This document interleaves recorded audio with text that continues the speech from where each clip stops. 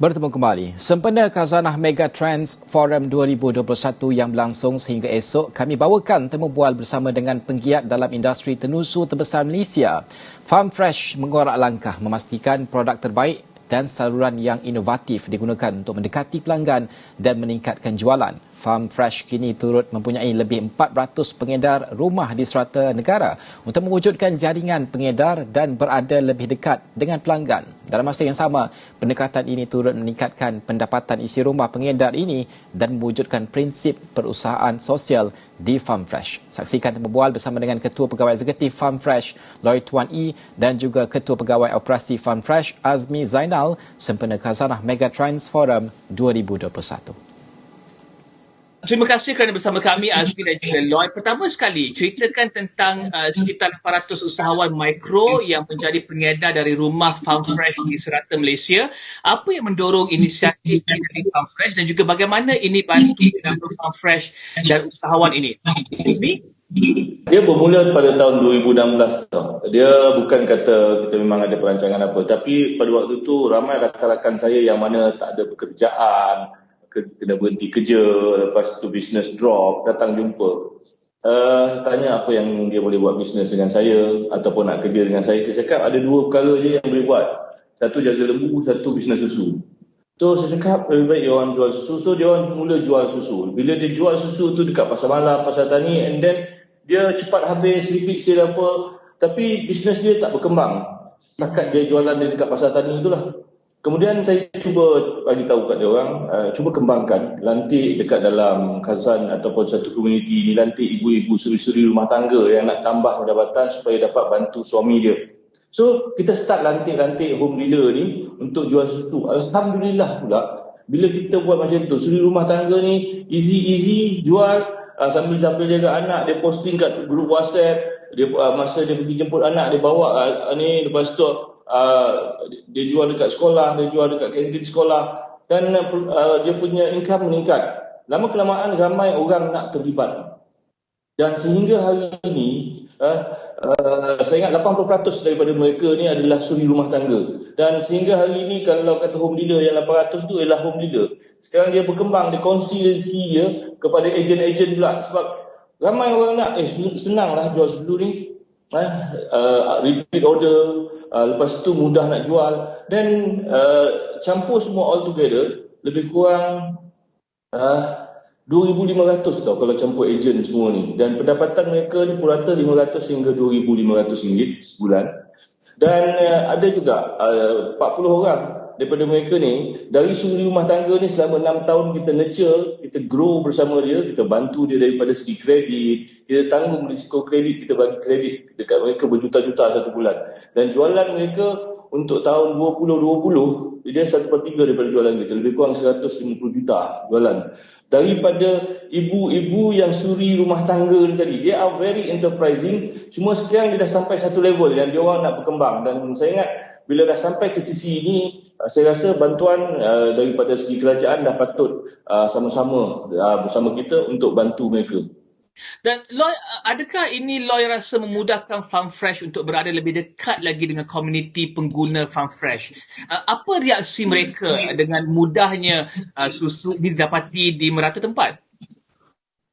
Ya, I think bagi kita ini adalah satu program in a sense that very inclusive, very inclusive in a sense that kita punya company dapat create value dalam kita punya rantaian value chain that we were able to give this entrepreneur the opportunities, right?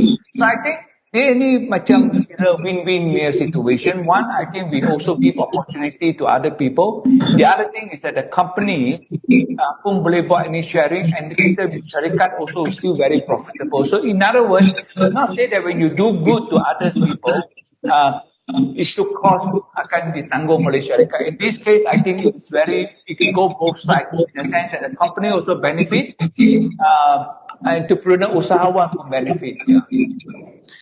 Dan Azmi, bagi mereka yang berminat, apakah pulangan dan manfaat menjadi sebahagian daripada pengedar dari rumah ni? Adakah latihan juga diberikan untuk meningkatkan lagi kemahiran mereka? Azmi kata mereka ingin terus berkembang lagi. Apakah dorongan dan juga bimbingan dari FarmFresh? Kita bisnes yang ini bila saya create pada tahun 2016, dia lebih banyak kepada social entrepreneurship. So dia berkembang daripada satu mulut ke satu mulut, dan kita selalu cara coaching kita coaching, kita jumpa dia orang, kita encourage dia orang buat bisnes, and then whatever yang kita boleh bantu mereka. Kerana bila kita buat yang ini, kebanyakan mula-mula asal masa mula dulu dia orang start ni, sebelum dia orang bisnes dia orang besar ni, dia orang pakai tong gabus tau, polisterin tu. Masa tu UHT belum keluar lagi. Modal lebih kurang RM300-400 je satu orang. Itu pun saya dah boleh start. Dan Alhamdulillah yang RM300-400 tu, ni hari ada jualan yang ratusan ribu tau. So, nak mula dekat FarmFresh ni, boleh jumpa dengan home dealer yang ada, ataupun stokis-stokis yang ada, boleh berhubung dengan dia orang. Sebab bagi saya, ramai orang bisnes pun tak apa, kerana bisnes ni dia berasaskan networking. Kita menjual kepada networking base. Now kita dah sampai satu tahap marketing, dia dah sampai ke tahap yang networking base punya marketing. Siapa yang ada networking, daripada situ kita akan growkan kita punya networking. Not only our existing networking, our future marketing. So benda yang ini daripada segi latihan kita memang selalu, because sekarang ni tak boleh, kalau kata dulu saya memang most of my time, macam saya cakap tu, saya akan rally satu Malaysia pun tak habis, because kita ada sekarang 45 warehouse yang ada 45 group usahawan yang membimbing. Jadi kita dekat kita punya tempat, we train the trainer. We train dia orang train dia punya orang bawah, and then we duplicate benda yang sama. Alhamdulillah, pada hari ni ibu-ibu ni yang 80% jadi usahawan, dah buat full time. Ada yang suami dia dah kerja dengan dia dah. Sampai tahap macam itulah. Kita pun bersyukur apa yang ada ni, kerana pada tahun 2016 when sebelum pandemik datang, sebelum orang mula online COD ni, kita dah siapkan satu jentera tu pada tahun 2016, dan when pandemik datang, jentera kita ni boleh digunakan. Jadi sebab itu juga saya tengok, kita bersyukur, kita bersedia dengan keadaan yang ada. Alhamdulillah, waktu pandemik pun kita punya usahawan-usahawan kita masih dapat cari rezeki. Dan Loy, pandemik COVID-19 berikan kesan kepada FarmFresh untuk segmen jualan hotel dan juga restoran. Namun ia diimbangi dengan peningkatan jualan rumah, jualan melalui ejen di rumah ini. Apa strategi lain yang diambil FarmFresh untuk kekalkan jualan, dan adakah ada inovasi yang dilaksanakan untuk meningkatkan pemasaran dan jualan, dan ada tak FarmFresh lancarkan produk baru ketika lockdown itu? I think bila no one expect ini macam pandemik COVID-19. Tahun lepas bila bulan 3 lockdown, I think kita pun memang macam panik juga, pasal biasalah susu kita very shelf life pendek kan. Jadi mula-mula kita tak tahu what to expect.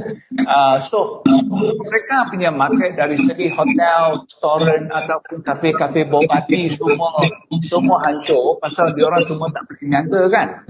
So in that sense, I think that give us a lot of pressure.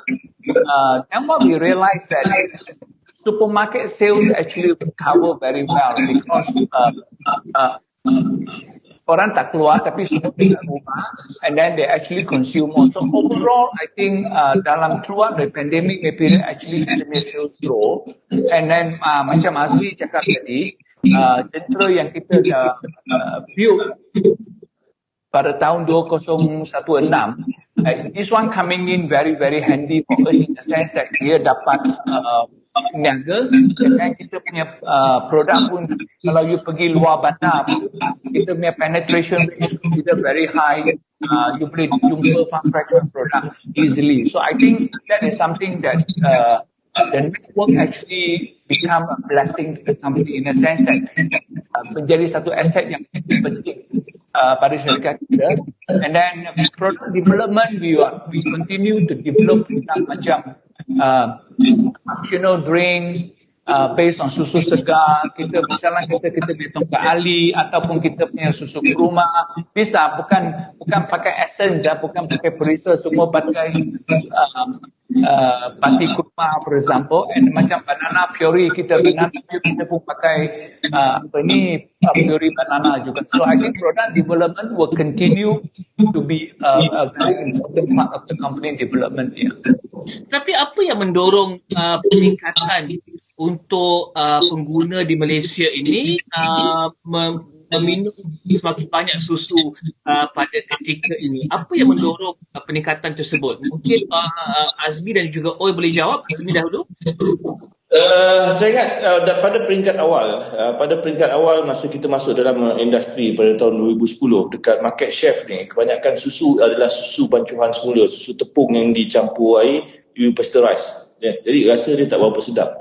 Jadi bila kita masuk dekat dalam pasaran, kita buat sampling banyak, kita suruh orang rasa bezakan, and then we do a lot of education dekat supermarket at that time. Now kita dah ada home dealer, kita pun bagi education lagi daripada gerakan inilah. And then orang lebih percaya brand Farm Fresh kerana kita memang asal daripada ladang kita, memang susu segar yang kita keluarkan, dan dalam jangka masa 48 jam dah boleh sampai. Itu meningkatkan keyakinan pengguna tempatan kepada kita punya brand. Dan sebelum ini ada laporan tentang IPO Farm Fresh ya, Loy, yang dijadualkan pada akhir 2020. Apakah perkembangan IPO tersebut dan bagaimanakah hasil daripada IPO itu akan digunakan? Yang ini kita punya advisor cakap kita tengah buat preparation, ini tak boleh cerita ni IPO boleh cerita pula pening. Tapi dari segi syarikat, I think kita memang ada options lah, banyak option nak macam mana raise money kan. Pasal buat ladang tenusu ini sama kilang tenusu, dia memang modal dia memang besar, memang very capital intensive. Macam sekarang kita nak buka satu ladang baru dekat Taipei kan, setiap kilang kena ada 50 juta. So memang dia punya funding itu memang very intensive. So from this standpoint, we are looking at many options to raise money lah. Misalnya kata pergi IPO ke, buat sukuk ke, ataupun macam-macam ada options. But I think for IPO punya story kita sebenarnya ada embargo ni, tak boleh cerita. Okay. Tapi ini adalah untuk pengembangan operasi Farm Fresh ya? Correct. I think the company will continue to grow. Kita punya growth rate memang amat besar. So dari segi modal ini memang penting untuk syarikat untuk continue to tap into the capital market kan, to actually expand the company. Dan mungkin Azmi menceritakan nilai tambah yang Farm Fresh ingin bawakan kepada perbincangan di Khazanah Megatrends Forum. Apa input yang akan dikongsi bersama dengan peserta lain, Azmi? Apa yang saya nak kongsikan, apa yang telah kita lalui, yang kita bukan kita eksperimen tapi we go through dalam social entrepreneurship, membangunkan usahawan-usahawan kecil, usahawan-usahawan pemasaran yang sekarang dah menjadi trend, dan memberi lebih banyak peluang. Kerana saya nampak bukan saja Farm Fresh yang boleh buat macam ni. Saya rasa kalau kata banyak juga syarikat multinasional yang lain boleh dia kongsi opportunity pada instead of dibagi satu dekat syarikat besar, because kalau nak jadi distributor kan, sebab dekat Farm Fresh kalau you tengok nak jadi distributor, you kena bermula daripada kecil. Tapi dekat syarikat besar, you nak jadi distributor, you kena ada bank guarantee 500,000, you kena ada cold room, you kena ada lori. Jadi kita nak tunjuk bahawa sekarang ni trend dah berubah. Dan kita kena menjurus, dan kaedah pemasaran juga dah berubah kan? Dan jentera pemasaran dan IKS pemasaran bertambah. Jadi kita kena capitalize benda ni, macam mana kita boleh bersama-sama grow dengan mereka. Sebab kalau dulu kita tengok satu trend hypermarket, dia turun kepada mini market. Sekarang sudah very targeted market to networking market. Jadi benda kita dah sampai ke networking market, kita tak boleh tertinggal in every step bila kita duduk dalam retail. So this social entrepreneurship dengan kaedah berkongsi rezeki ni, saya nampak even kita dalam inclusive business ni, kita sampai kita menang di ASEAN Business Summit dengan program yang kita buat ni di Inclusive Business Award. Jadi kita nak tunjukkan bahawa kita sama-sama build up the country, give more opportunity to people, and then dunia marketing adalah sekarang dunia marketing era baru. Mungkin Loy boleh kongsikan apa yang Loy ingin pelajari daripada sesi KMF pada tahun ini, apa yang Loy carikan daripada speaker lain? I think from KMF event, macam Azmi cakap, we also wanted to share to people in a sense that business model today, that when you do good, not necessarily is a cost, you see, meaning that you still be able to do, to create, to help people, to create opportunity for other people, and at the same time, the usahawan also will benefit, as well as the company will benefit. So from dari kita masyarakat, I think kita pun banyak emphasize dari segi kita punya team, our employees, pekerja-pekerja kita, make sure they are well looked after as well. And not only kita emphasis on kita punya human resource, macam kita punya lembu-lembu pun kita banyak jaga.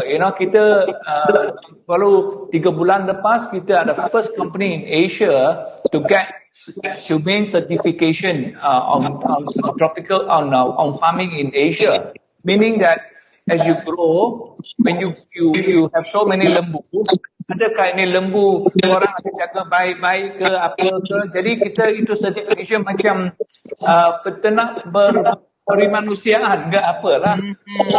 So that is something that we also pay emphasis. It have to be done in a sustainable way lah, ya.